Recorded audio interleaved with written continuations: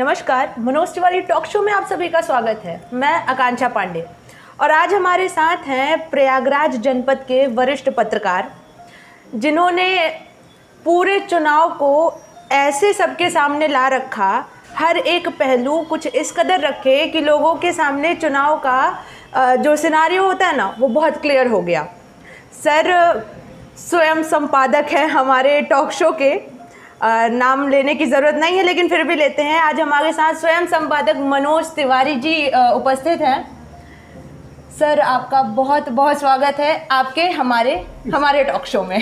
धन्यवाद आकांक्षा जी, आपने हमको मौका दिया और सर ज़रूरी भी था क्योंकि हम सबको सुन रहे थे, लेकिन हमें वो चेहरा भी सुनना था। अपनी टीम ने बहुत मेहनत किया था चुनाव के पहले, है ना, और हमें वो चेहरा भी सुनना था कि किसका दिमाग लग रहा है इस पूरे चुनाव के विश्लेषण के पीछे। लोगों को भी सुनना चाहिए। बिल्कुल। सर 12वां विधानसभा आपने जिस तरीके से उसका विश्लेषण किया, जिस तरीके से आपने चुनाव के हर पहलू को लोगों के सामने रखा, जी, इसके बारे में सबसे पहले तो आप हमारी जनता को बताएं कि ये कितना चुनौतीपूर्ण काम होता है, क्योंकि आप एक सीनियर पत्रकार हैं। अब क्या है कि मनोज तिवारी टॉक शो की पूरी टीम वो सुराव से लेके कोराव तक 12 विधानसभा में गई, लोगों से उसने बात किया कि 2017 में जो हुआ था 2022 में क्या होगा, लोगों की ओपिनियन मिली और उसको समय समय पर लोगों के साथ शेयर किया गया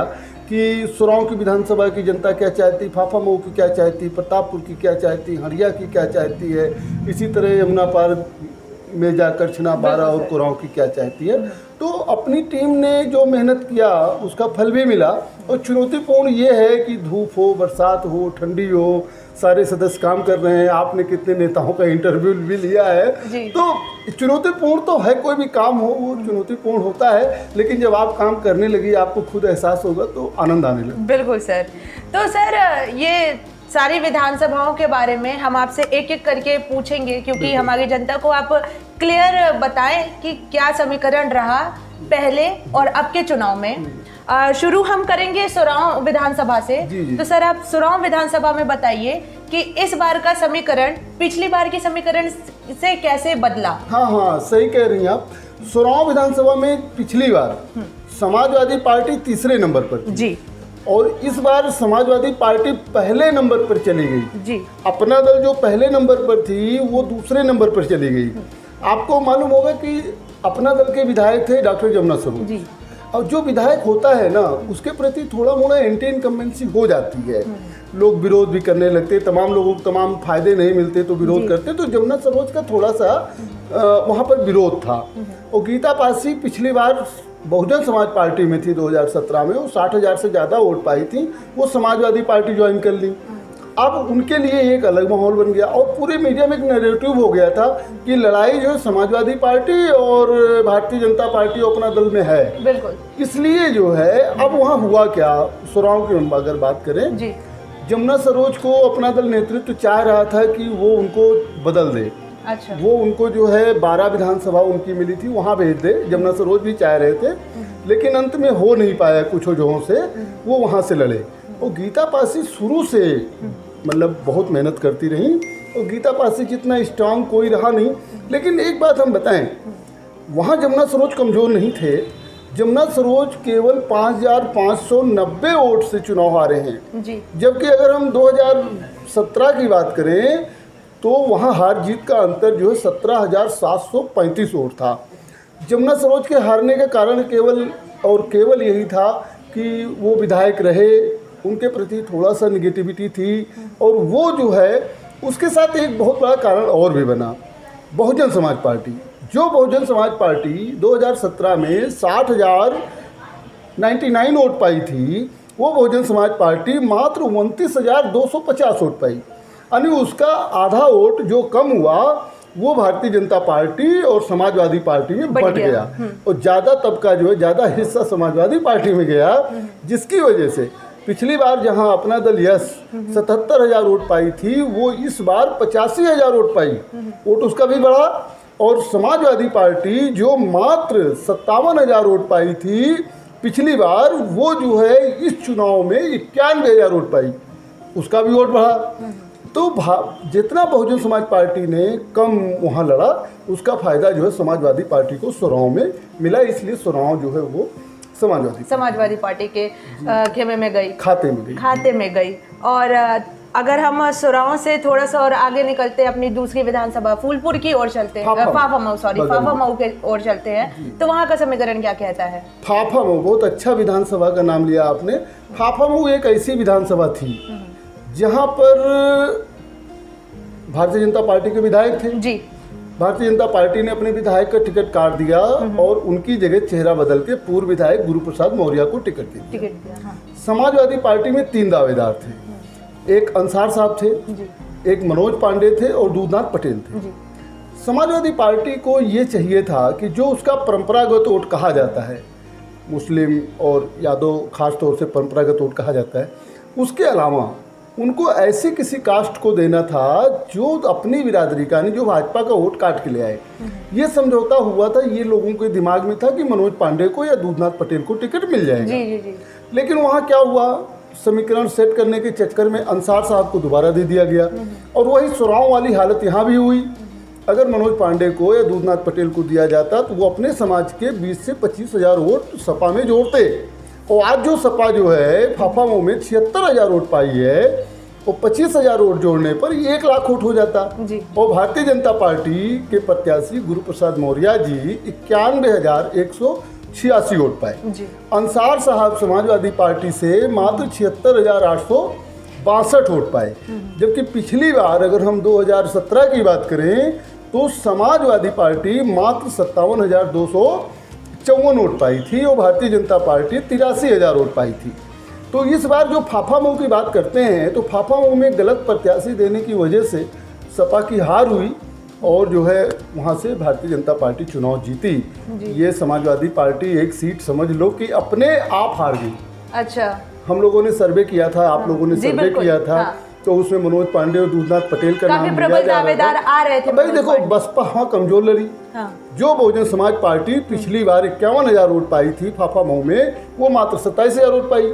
तो जो बहुजन समाज पार्टी का वोट था वो बटा और अधिकांश हिस्सा जो है वहाँ चला गया भारतीय जनता पार्टी में और सपा में कम गया तो भारतीय जनता पार्टी में। और प्रतापपुर, हाँ देखिए, प्रतापपुर तो शुरू से लग रहा था कि जब जो है पिछली बार क्या था 2017 में मुस्तफा सिद्दीकी को जो है टिकट दिया गया था तो उनके स्वजातीय वोट जो वहाँ ज़्यादा हैं उन लोगों ने मुस्तफा सिद्दीकी को दे दिया। अपना दल यस में जो है टिकट थोड़ा सा कंट्रावर्सी हो गई, वहाँ से 2 लोग बगावत कर गए, तो इस वजह से अपना दल यस जो है वहाँ से चुनाव हारी और प्रतापपुर में मात्र 2700 वोट से पिछली बार बहुजन समाज पार्टी चुनाव जीत गई।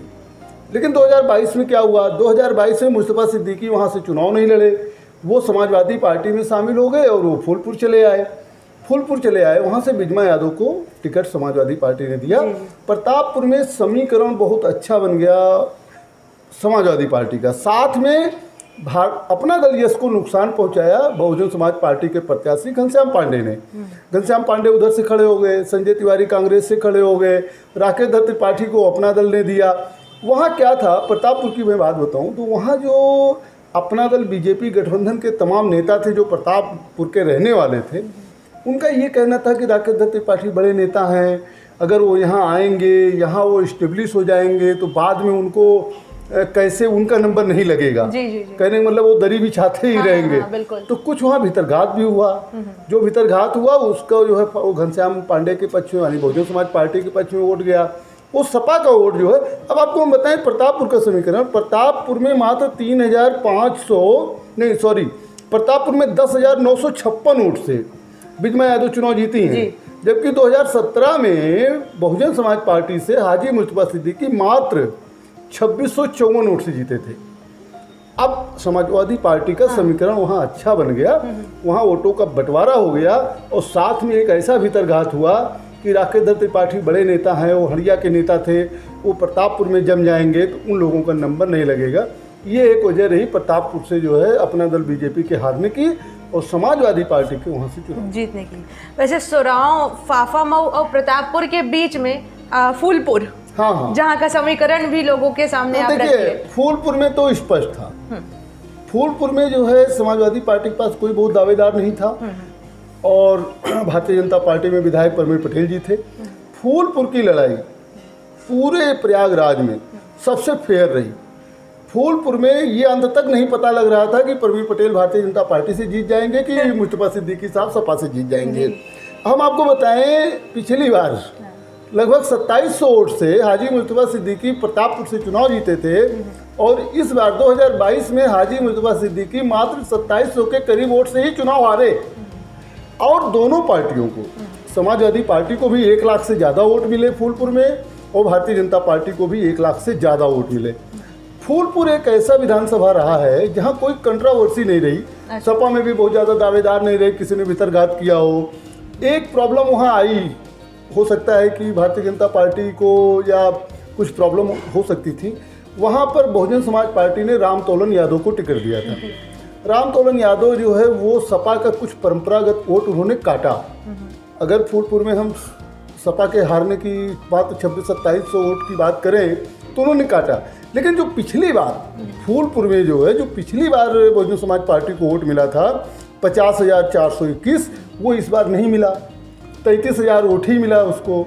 तो उसके भी वोट जो है डाइवर्ट हुए और दोनों पार्टियों में गए कि जो पार्टी मात्र 57,000 वोट पाई थी, समाजवादी पार्टी पिछली बार, वो 1 लाख से ज़्यादा वोट पा गई और भारतीय जनता पार्टी जो 93,000 पाई थी वो भी 1 लाख से ज़्यादा पा गई। फूलपुर में हम कह सकते हैं अगर समाजवादी पार्टी हारी है तो वो बहुजन समाज पार्टी के द्वारा कुछ परंपरागत वोट सपा का काटने की वजह से हारी है, नहीं तो वहाँ लड़ाई बहुत अच्छी रही। प्रवीण पटेल और हाजी मुस्तफा सिद्दीकी के बारे में कोई भीतरघात नहीं हुआ और सबसे फेयर और सबसे मज़ा जो है फूलपुर के ही रिजल्ट में आया हूँ। सर, इससे पहले मैं 5वीं विधानसभा में चलूं, आपसे ये पूछना चाहूंगी कि आप बीजेपी की बात कर रहे हैं, आप बसपा की बात कर रहे हैं, आप सपा की बात कर रहे हैं, आप कांग्रेस भूल रहे हैं। सर, कांग्रेस ने कहीं पर जो है, अब जैसे हुआ क्या, नैरेटिव सेट हो गया कि भारतीय जनता पार्टी और सपा में लड़ाई है। तो ये जब नैरेटिव सेट हो गया तो यहाँ बहुजन समाज पार्टी और कांग्रेस को वोट देकर लोगों को ये लगा कि यार ये लोग जीतेंगे नहीं, तो वो अपना वोट देकर जो है वोट को खराब नहीं करना चाह रहे थे। कांग्रेस पार्टी ने कहीं पर इन 5 विधानसभा की बात करूं तो इतना रिमार्केबल उपलब्धि नहीं हासिल की कि उसको रिमार्क किया जा सके। कहीं 2,000 वोट, कहीं 4,000 वोट, कहीं 3,000 वोट इसको मिला है। हाँ, जहाँ रिमार्क करने की बात है शहर उत्तरी में हम करेंगे और हम वहाँ पर तो सर ये हम जानना चाहते हैं कि कांग्रेस क्या अपनी नीतियों से चूक गई? नीतियों से नहीं चूकी, यहाँ एक नैरेटिव सेट हो गया। जब नैरेटिव सेट हो गया कि यही लोग जीत रहे हैं, सपा और भाजपा में ही लड़ाई है, तो कांग्रेस ने लाख मेहनत किए। कांग्रेस ने अपने प्रत्याशी उतारे, उन्होंने बूथों पर अपने जो है संगठन को खड़ा किया। लेकिन अब जब नैरेटिव सेट हो गया कि जीतना किसको है, तो कांग्रेस ही नहीं और तमाम बसपा, हम बता रहे हैं कि पिछली बार विधानसभा चुनाव में जितना वोट पाई थी बसपा, किसी भी विधानसभा देख लीजिए, उसका आधा हो गया।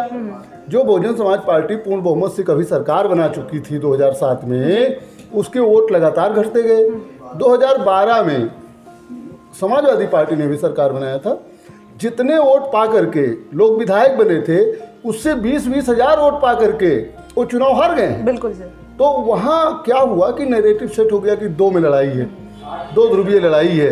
तो इसीलिए कांग्रेस हो या और छोटे दल हों, कांग्रेस तो बड़ा पार्टी है लेकिन अब वो आज जमीन पर उसके कार्यकर्ता नहीं है, संगठन नहीं मजबूत है, जिसकी वजह से उन्होंने वो उपलब्धि नहीं हासिल की। चलिए, तो आपने जैसे इन 4 विधानसभा को डिस्क्राइब किया, अब हम चले आते हैं हंडिया की तरफ। हंडिया जो कि एक विकसित विधानसभा, वहाँ का आपका समीकरण आपने हमने काफी घूमा, वहाँ पे काफी मिला, लोगों से मिले। हरिया देखिए, हरिया में क्या था कि बहुजन समाज पार्टी के विधायक थे हाकिम लाल बिंद जी, वो जो है अपनी पार्टी छोड़ के और समाजवादी पार्टी में आ गए।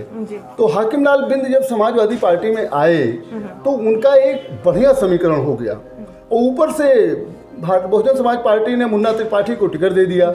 राकेश दत्त त्रिपाठी हंडिया छोड़ के प्रतापपुर चले गए, जिनका गढ़ था, ये जो गढ़ था।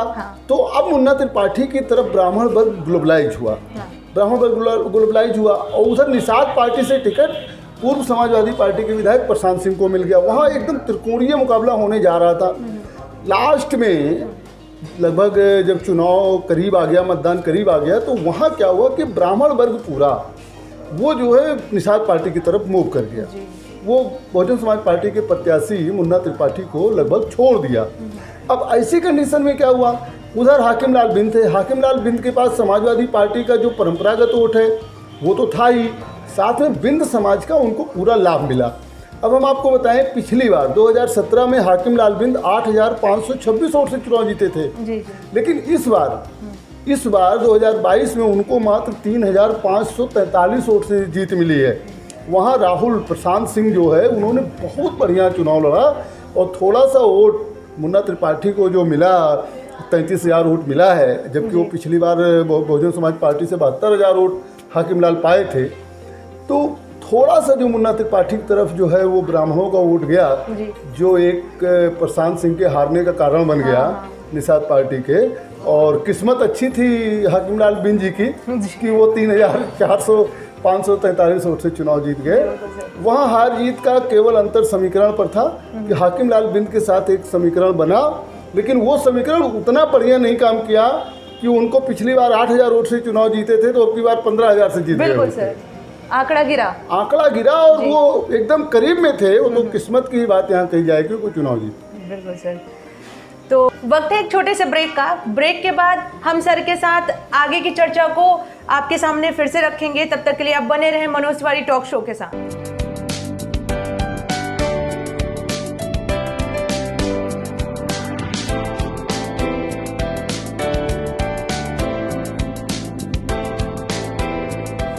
ब्रेक के बाद आप सभी का फिर से स्वागत है। हम मनोज तिवारी सर के साथ अपनी चर्चा को आगे बढ़ाते हैं और अब हम आपको यमुना पार लेके जाते हैं। सर, यमुना पार का समीकरण करछना से शुरू करते हैं। जी जी। और आप बताएं कि करछना में आपने जो देखा पूरे चुनाव के दौरान कैसा समीकरण बन रहा था? करछना में तो इलाहाबाद की राजनीति के पुरोधा रेवती रमन जी के लड़के उज्जवल रमन जी वहाँ से विधायक थे। हाँ। और चुनाव के पहले जो है ये हो रहा था कि वहाँ भी लड़ाई दो लोगों में होगी, भारतीय जनता पार्टी में होगी और उज्जवल रमन जी में होगी। करछना का जो रिजल्ट रहा वो बड़ा अप्रत्याशित रहा। सबसे पहले तो भारतीय जनता पार्टी ने उसको निषाद पार्टी को दे दिया, लेकिन वहाँ निषाद पार्टी को देने के बाद भी सिंबल भारतीय जनता पार्टी का रहा करछना में। अब कमल सिंबल रहा, जिस सिंबल ना होने की वजह से प्रशांत सिंह 3,000 वोट से हारे हैं, तो कमल का निशान होने की वजह से ये पीयूष निषाद को उसका फायदा मिला। और साथ में वहाँ दो चीज़ें हो गई। एक तो रेवती रमन हराओ अभियान वहाँ चल गया। बहुजन समाज पार्टी बहुत कम वोट पाई वहाँ पर, मात्र जो है बहुजन समाज पार्टी जो है वो 21,950 वोट पाई है, जो कि पिछली बार बहुजन समाज पार्टी लगभग 40,000 वोट पाई थी। तो जो बहुजन समाज पार्टी का वोट घटा वो जो है भारतीय जनता पार्टी पीयूष निषाद के साथ गया। और साथ में करछना में निषाद समुदाय के लोग भी हैं और निषाद पार्टी से भारतीय जनता पार्टी का गठबंधन था, तो निषाद समाज का वोट, सवर्णों का वोट, पटेलों का वोट और बहुजन समाज पार्टी के तमाम वोट मिल करके वो ज़्यादा हो गया। और इस बार जो 9,328 वोट से पीयूष निषाद भारतीय जनता पार्टी कैंडिडेट चुनाव जीत गए। तो भारी भरकम नेता माने जाने वाले उज्जवल रमन सिंह को चुनाव हारना पड़ा, जबकि करारी शिकस्त हुई। अब यहाँ तक कि उनकी शिकस्त हुई, उनके पिताजी सांसद हैं राज्यसभा के, अभी जुलाई में उनका भी टर्न खत्म हो जाएगा। और भी बहुत रीजन रहे, अभी आप जैसे आगे बढ़ेंगी तो कुछ उस पर और भी चर्चा होगी। करछना में एक अप्रत्याशित रिजल्ट आया, वैसे ये आना भी था। और उज्जवल रमन जी 1-2 बार और चुनाव हार चुके हैं, पहले भी हार चुके हैं, ऐसा नहीं कि उन्होंने पहली बार वो हारे हैं। तो वहाँ दो चीज़ें चलती करछना में, एक उज्जवल समर्थक, एक उज्जवल विरोधी। तो आप कह सकती हैं कि इस बार उज्जवल विरोधी ज़्यादा हावी हो गए और चुनाव जीत गए। जी सर, करछना से थोड़ा आगे बढ़ते हैं मेजा की ओर। हाँ, मेजा का समीकरण क्या लगा आपको? देखिए, अब हम लोग यमुना पार की जब बात कर रहे हैं तो समाजवादी पार्टी ने जब टिकट दिया तो जैसे उज्जवल रमन सिंह का हर विधानसभा प्रभाव रहता है, संदीप पटेल को दिया, वो महासचिव थे। और नीलम करवरिया जो एक मानी जानी नेता हैं और वो वहाँ से विधायक थी भारतीय जनता पार्टी से। संदीप पटेल को जब टिकट मिला तो वहाँ कहा जाता है कि उन्होंने थोड़ा सा जो है समाज में वो किया कि भाई ठीक है, नीलम के सपोर्टर उधर रहे और हमारे सपोर्टर इधर आए। अगर एक उसके बारे में कहूँ तो एक फॉरवर्ड और बैकवर्ड का उन्होंने एक खाई बना दी। तो सारे बैकवर्ड क्लास या सारे ओबीसी जो है वो उनके साथ एकजुट हो गए। और सारे श्रवण इनके साथ एकजुट हो गए। साथ में बहुजन समाज पार्टी ने बाबा तिवारी को टिकट दे दिया। जी। बाबा तिवारी को टिकट दे दिया तो बाबा तिवारी को भी बहुत ढेर सारे ब्राह्मण बिरादरियों का वोट मिल गया, जो मात्र क्या कहते हैं कि 3,439 वोट से जी। संदीप पटेल चुनाव जीते। पिछली बार जबकि नीलम करोरिया 14,843 वोट से चुनाव जीती थी। तो और बहुजन समाज पार्टी की बात करें हम, बहुजन समाज पार्टी पिछली बार 44,000 वोट पाई थी, अब की बार 22,000। आप देखिए एकदम आधा हो गया, बिल्कुल आधा हो गया। हाँ। जो आधा हो गया वो वोट बटा। और वही हाल है कि वो सपा में थोड़ा सा ज़्यादा चला गया, भाजपा में थोड़ा सा कम गया, और जिसकी वजह से नीलम जी को हार का सामना करना पड़ा। बिल्कुल सर, ये बिल्कुल अनएक्सपेक्टेड था, क्योंकि हाँ, सुनने में आ रहा था कि नीलम जी जीतने वाली ये होता हाँ। कि करछना सपा जीत जाती, मेजा हार जाती, हाँ लेकिन सर, उल्टा हो गया कि मेजा जीत गई और ये करछना हार गई। अब यहाँ पर ये भी एक है कि जैसे उज्जवल रमन जी संदीप पटेल को नहीं चाह रहे थे, रेवती रमन जी संदीप पटेल जी को नहीं चाह रहे थे, लेकिन कहीं न कहीं से उनको कमज़ोर करने के लिए संदीप पटेल जी को टिकट मिला और संदीप पटेल जीत के अपने को प्रूव भी किए हैं। तो वहाँ यही रीजन रहा कि वो श्रवण बनाम बैकवर्ड होना और साथ में बाबा तिवारी का जो है वो वोट काट लेना, ये नीलम जी के हारने का कारण बना। और भीतरघात भी हुआ।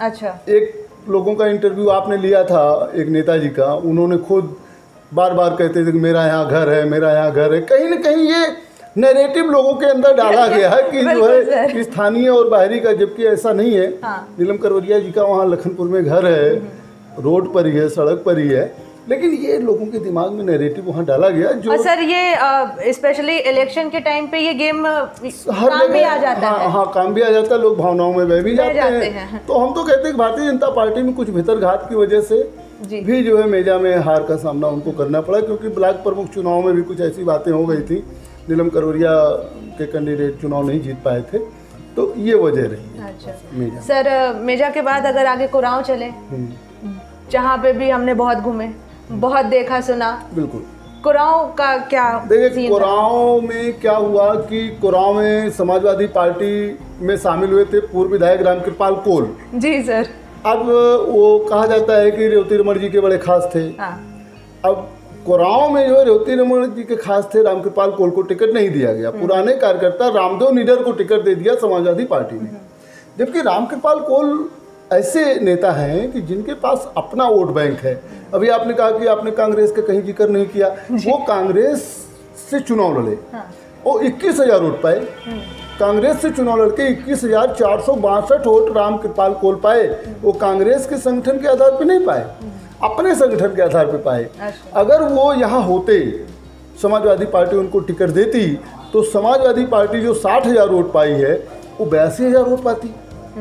तो बहरहाल भारतीय जनता पार्टी से राजमणि कोल जो पिछली बार सबसे ज़्यादा वोट पाए थे, 1,427 वोट पाए थे, उनका वोट घटा और 84,587 वोट पाए। वहीं समाजवादी पार्टी 60,100 वोट पाई। वो कारण ये था कि रामदेव निडर थोड़ा सा पैसे के मामले में भी कमज़ोर हैं, और कह लीजिए कि वो पॉपुलैरिटी नहीं थी जो रामकृपाल कोल की थी।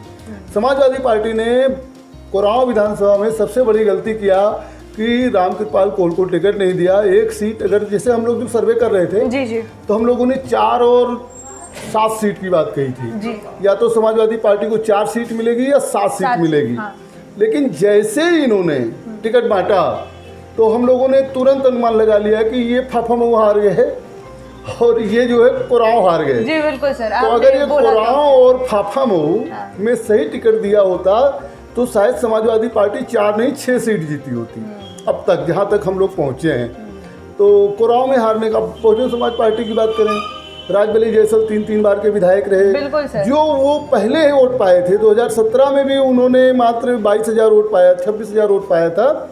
वो 2022 में भी 26,000 वोट पाए। इस बार वो काफी कॉन्फिडेंट भी थे। वही एक ऐसे प्रत्याशी रहे हैं बसपा के जिनका वोट न घटा न बढ़ा। हाँ, और जगह तो आधा आधा हो गया। जी बिल्कुल सर। 12 विधानसभा पे क्या कहेंगे आप? 12 विधानसभा अपना दल यस को गई थी जी। वहाँ से वाचस्पति चुनाव लड़े थे और वहाँ 2 अजय जी हैं 12 में। एक डॉक्टर अजय कुमार है और एक अजय भारती जी हैं जी। अजय भारती समाजवादी पार्टी से चुनाव लड़े। लेकिन देखिए, सुरक्षित सीटों का जो समीकरण होता है ना, वो अक्सर जो है भारतीय जनता पार्टी के पक्ष में होता है। जो कैडर का वोट होता है वो तो अपनी पार्टी को जाता है, लेकिन जो कैडर का वोट नहीं होता है वो उसमें जाता है, भाजपा में जाता है। वहाँ क्या है कि ब्राह्मण, पटेल और इन सब का जो एक ग्रुप है वो ज़्यादा मजबूत है 12 विधानसभा में। और उन्होंने क्या किया कि वो वाचस्पति को वोट दिया। इसीलिए वाचस्पति को जब वोट दिया, वाचस्पति इस बार 89,203 वोट पाए। और पिछली बार जो है भारतीय जनता पार्टी से लड़े थे डॉक्टर अजय कुमार, जिनको 79,209 वोट मिला था, वो जीते थे 34,000 वोट से। लेकिन सपा का भी वोट बढ़ा। सपा 12 में जो है इस बार पाई थी 76,000 वोट। अजय कुमार 76,000 वोट पाए थे, उनके हार जीत का अंतर मात्र 12,000 रहा। लेकिन वही हम बात करेंगे तो बसपा की। बसपा पिछली बार जहाँ 37,000 पाई थी, अब की बार वो 22,000 ही पाई। तो डॉक्टर अजय कुमार पाला बदल भी लिए थे। हाँ बिल्कुल सर, बहुजन समाज पार्टी में चले गए थे, बहुजन समाज पार्टी में चले गए थे। तो 12 विधानसभा देखिए शुरू से सेट था कि वो भारतीय जनता पार्टी गठबंधन ही जीतेगा। वहाँ समाजवादी पार्टी और ये कमज़ोर भी थी, बहुजन समाज पार्टी, तो उस पर नहीं हम लोगों को डाउट था। लेकिन जो बताया ना, कुरान और फाफा में वो अगर सपा हारी है तो अपनी गलतियों से हारी है। जी बिल्कुल सर। तो सर हम एक फिर से ब्रेक ले लेते हैं, क्योंकि उसकी भी कॉल आ रही है, ब्रेक ले लेना चाहिए। तो वक्त है एक छोटे से ब्रेक का।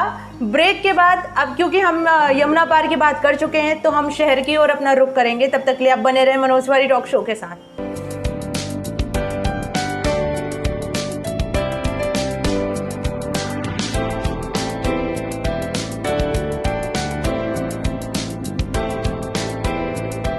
ब्रेक के बाद आप सभी का फिर से स्वागत है। और हर जगह से घूमने के बाद अब हम शहर पे आ चुके हैं। शहर उत्तरी, पश्चिमी और दक्षिणी के बारे में भी बात कर लेते हैं, सर से जान लेते हैं वहाँ का समीकरण भी क्या रहा है। तो सर सबसे पहले हम शहर उत्तरी की बात करेंगे। सर वहाँ का समीकरण देखिए, शहर उत्तरी की जहाँ तक सवाल है, शहर उत्तरी जो है वो बीजेपी की सबसे मजबूत सीट है जी। वहाँ पर कांग्रेस से अनुग्रह नारायण जी लड़े थे, और अनुग्रह नारायण जी बहुत माने जाने, बहुत सीधे साधे और बहुत ही लोकप्रिय नेता हैं। बिल्कुल सर। हम लोग उनको, सभी लोग मानते हैं कि बहुत ही सीधे हैं, कहीं भी चल देते हैं। उनकी लड़ाई हर्षवर्धन से थी 2017 के लहर में। 2017 में हर्षवर्धन को 89,000 वोट मिले थे, और इस बार 2022 में हर्षवर्धन को 96,000 वोट मिले। आपको हम बताएं, पिछली बार 2017 में 54,000 वोट अनुग्रह नारायण पाए थे, और 2022 में 54,000 वोट से हारे हैं। मतलब जितना वोट पिछली बार टोटल पाए थे, दूसरे नंबर पर थे, लैप्स हो गया। उसने दूना लैप्स हुआ, उतने वोट से हारे हैं चुनाव। और अनुग्रह नारायण तीसरे नंबर पर चले गए हैं। समाजवादी पार्टी वहाँ 42,000 41,000 वोट पा करके दूसरे नंबर पर आ गई। तो देखिए, शहर की सीटों पर भाजपा ज़्यादा मजबूत होती है, और उत्तरी में भारतीय जनता पार्टी का ज़्यादा गढ़ है। जो वोटर हैं वो ज़्यादा उत्तरी में कंसंट्रेट हैं, तो उत्तरी में भाजपा का जीतना कोई बहुत आश्चर्य वाली बात। सर ऐसे तो दक्षिणी में भी भाजपा का जीतना कोई आश्चर्य वाली बात नहीं थी। दक्षिणी में थी, दक्षिणी में समाजवादी पार्टी ने बहुत ही समीकरण बना के दिया था। समीकरण ये बना के दिया था, समाजवादी पार्टी को सॉरी, ये उम्मीद थी कि नंदगोपाल गुप्ता नंदी जी चुनाव लड़ रहे हैं, जो पिछली बार 28,000 वोट से जीते थे। एक ब्राह्मण चेहरा दे दिया जाए, अच्छा ब्राह्मण चेहरा अगर दे दिया जाए, और वो जो है अगर 28,000 वोट काट लेगा, क्योंकि ब्राह्मण बहुल है, तो नंदी चुनाव हार भी सकते हैं। और आपको हम बताएं, समाजवादी पार्टी ने रईस शुक्ला को टिकट दिया जी। रईस शुक्ला उसके पहले समाजवादी पार्टी में कितना सक्रिय थे, कितना नहीं थे, इसको तो हम लोग भी नहीं जानते। शहर दक्षिणी में बात हो रही थी रईस शुक्ला, कांग्रेस से एक नेता थे विजय मिश्रा जी की कि समाजवादी पार्टी उनको टिकट दे सकती है। शशांक त्रिपाठी की बात हो रही थी, उनको दे सकती है। बब्बन दुबे पहले से लगे हुए, तो वहाँ से ब्राह्मण देने की रणनीति थी कि ब्राह्मण वोट डाइवर्ट होगा।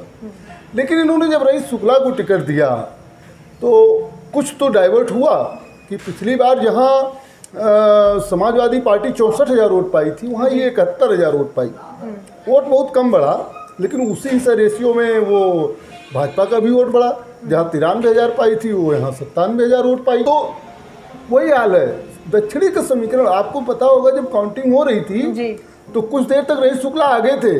ये हो रहा था कि दक्षिणी में हो सकता है लेकिन फिर जो है बाजी पलटी और नंदगोपाल गुप्ता जी नंदी आ गए। देखिए एक पॉपुलर नेता है, जी बिल्कुल। उनको हर वर्ग का वोट मिलता है, यहाँ तक कि माइनॉरिटी भी उनको वोट करती है, वो जनता में बने रहते हैं।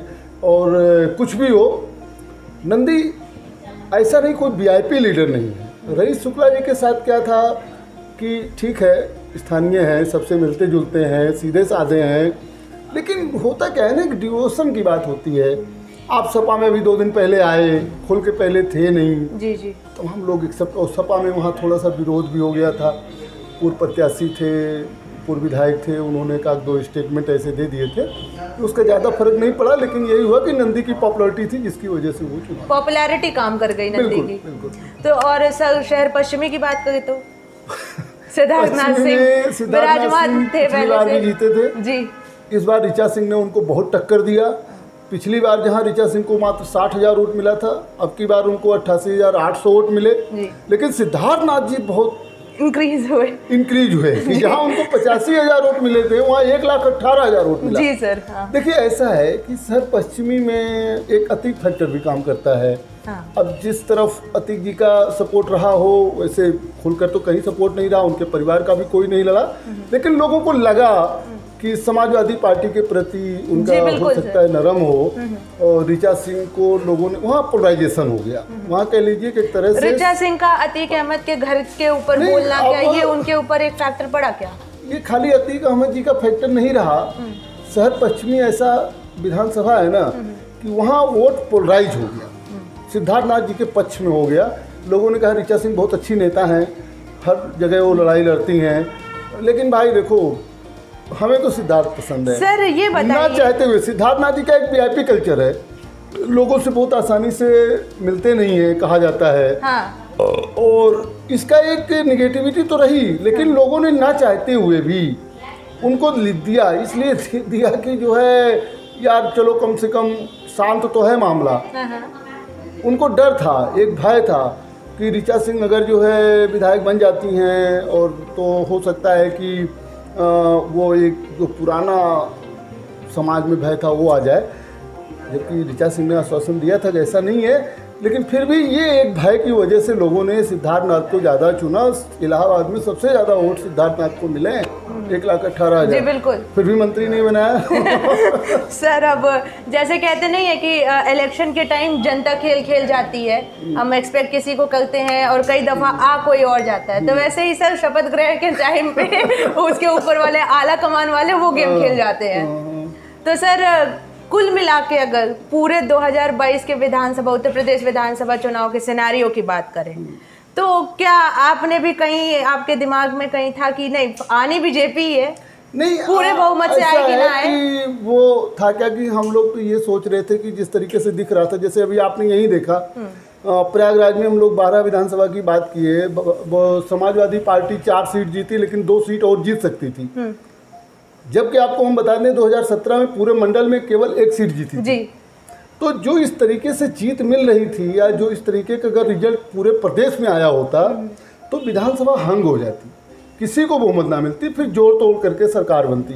लेकिन ऐसा हर जगह नहीं हुआ, हर जगह नहीं हुआ। लोगों को जो है और सब मुद्दे याद रहे, और लोगों ने वोट किया। कहीं न कहीं से बीजेपी ने नैरेटिव सेट कर दिया कि गुंडे बदमाश इनकी सरकार में काम नहीं करते हैं, जबकि पिछली सरकारों में थोड़ा सा होता है।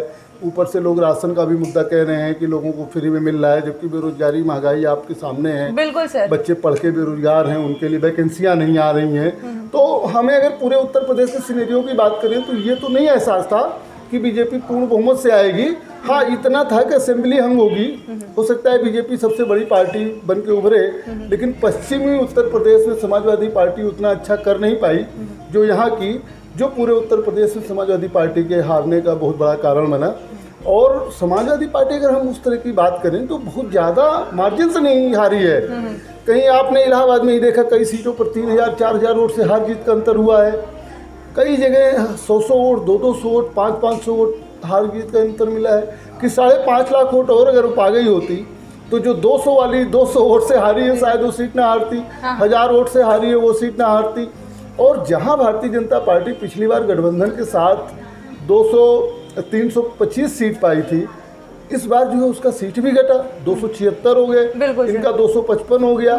तो तमाम फैक्टर काम कर गए और वही होता है, जो जीता वही सिकंदर। और आज पूर्ण बहुमत आया है तो आप मान सकते हैं। सर आखिरी सवाल आपसे ये होगा कि योगी बाबा ने शपथ ले ली 25 को, सरकार बन गई, सब कैबिनेट मंत्री बन गए, सारे मंत्रिमंडल का विस्तारण हो गया। सर अब लड़ाई है 2024 की, अभी से शुरू लोकसभा। जी सर, जी, जी, जी। क्या लगता है इस चुनाव का फैक्टर उधर भी काम करेगा? देखिए ऐसा है कि 2024 में तो अभी बहुत समय है। हाँ। और अब तो भाजपा सरकार की एक बहुत ही इम्पोर्टेंट चीज़ें होंगी कि जो जो मुद्दे थे, चाहे हमारा पशुओं के मुद्दे रहे हों, बेरोजगारी के मुद्दे रहे हों, महंगाई के मुद्दे रहे हों, जो आज भी हैं और ये मुद्दे लोगों को पिंच कर रहे हैं, इन मुद्दों को जो है सॉल्व करना, ये अब इसकी मतलब वो हो गई है। और ये करेगी, नहीं करेगी तो 2024 में कुछ भी होगा। लेकिन एक बात और बताएं, 2024 में भी लोगों का नैरेटिव होगा ना कि अखिलेश को भी वोट देंगे तो सरकार तो केंद्र में बनाएंगे नहीं, बसपा को भी वोट देंगे तो केंद्र में सरकार बनाएंगे नहीं। जी। जैसे विधानसभा चुनाव हुआ वैसे 2024 कहीं कांग्रेस और उसमें ना हो, भाजपा में ना हो। और एक चीज़ और होगा, अभी तो बहुत समय है, अब छोटे छोटे और गठबंधन बनेंगे। जी जी। बहुजन समाज पार्टी को भी लग गया है कि यार ये तो गड़बड़ हो जाएगा, तो हो सकता है कुछ गठबंधन बने। नया गठबंधन क्या आता है, ममता बनर्जी भी सक्रिय, वो देखा जाएगा 2024 में। लेकिन अब अभी तो जश्न का माहौल है भारतीय जनता पार्टी में। बिल्कुल सर। सर आपका बहुत बहुत धन्यवाद इतना विस्तार से। आपका बहुत बहुत धन्यवाद कि आपने आज हमको मौका दिया और आपसे हम गुफ्तगू किए, हमें बहुत अच्छा लगा। नहीं सर, इसकी भी बहुत ज़्यादा ज़रूरत थी, क्योंकि लोगों को समझना चाहिए कि एक्चुअली सिनेरियो क्या फिट होता है चुनाव के टाइम पे। बिल्कुल, जो कि बिल्कुल। आपने बहुत अच्छे से हमारे दर्शकों को बताया। बिल्कुल, अगर दोबारा आप मौका देंगी तो हम लोग सर बिल्कुल सर, आपका बहुत बहुत धन्यवाद सर। Thank you. तो अभी आपने सुना हमारे संपादक मनोज तिवारी जी को, जिन्होंने 2022 के चुनाव का पूरा समीकरण आपके सामने रख दिया, एक अच्छे आंकड़ों के साथ रखा, ताकि लोगों को सुनने समझने में आसानी हो कि 2022 का चुनाव बीजेपी के हक में कैसे आया, सपा और बसपा ने कैसे हारा। हम आपको ऐसे समीकरण, हालांकि हम आपको ऐसे समीकरण दोबारा अभी नहीं दिखा पाएंगे, लेकिन फिर भी चुनाव से पहले और चुनाव के बाद हम आपको इनसे ज़रूर रूबरू करवाते रहेंगे। तब तक के लिए आप बने रहे मनोज तिवारी टॉक शो के साथ। धन्यवाद।